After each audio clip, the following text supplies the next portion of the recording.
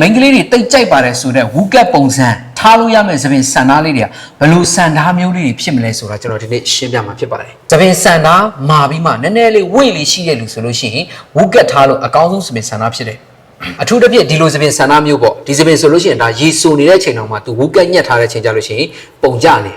ဒီသပင်က original နည်းနည်းပွားတယ်ဒါပေမဲ့သူဖြောင်းထားတဲ့အခန့်ရှိတဲ့ချိန်ကြတော့သူ့ကိုကျွန်တော်ဝူကက်ညက်ပေးလိုက်တဲ့ချိန်ကြလို့ရှိရင်တော့နည်းနည်းလေးကျွန်တော်တို့လိုချင်တဲ့ဝူကက်ပုံစံလှလှလေးထွက်လိမ့်မယ်ဒါပေမဲ့ပုံမတွင်းဘူးဆိုလို့ရှိရင်တော့ဒီသပင်ကဝူကက်ပုံစံဖြောင်းဖြောင်းဆင်းဆင်းနဲ့ကြည့်မကောင်းနိုင်အဲ့တော့ဝူကက်ညက်မယ်ဆိုလို့ရှိရင်ပုံတွင်းနိုင်တယ်ဆိုလို့ရှိရင်တော့ဒီလိုသပင်ဆန်သားမျိုးဆိုရင်တော့အဆင်ပြေတယ်ဒီသပင်ဆန်သားကြတော့6ပြီးမှပွားတဲ့သပင်ဆန်သားဖြစ်တဲ့ချိန်ဝူကက်ညက်တဲ့ချိန်ကြလို့ရှိရင်ပုံတွင်းတဲ့ချိန်ဆိုလို့ရှိရင်တော့ခဏအဆင်ပြေလိမ့်မယ်ဒါပေမဲ့ပုံမတွင်းတဲ့ချိန်ကြလို့ရှိရင်ပွားလန်လန်နဲ့ကြည့်လို့မကောင်းပုံလည်းတိတိကျကျမကြနိုင်ဘူးဝူကက်ရဲ့သပင်ကညက်လို့ရတဲ့ဆန်သားရှိတယ်လို့ညက်လို့မရတဲ့ဆန်သားတွေအများကြီးရှိတယ်ကိုယ့်ရဲ့သပင်ကလက်ရှိဘယ်လိုပုံစံဖြစ်နေရလဲဘယ်လိုဆန်သားမျိုးလဲအဲ့ဒီဆန်သားမျိုးနဲ့ဘယ်လိုပုံစံညက်လို့ရတယ်ဆိုတာကို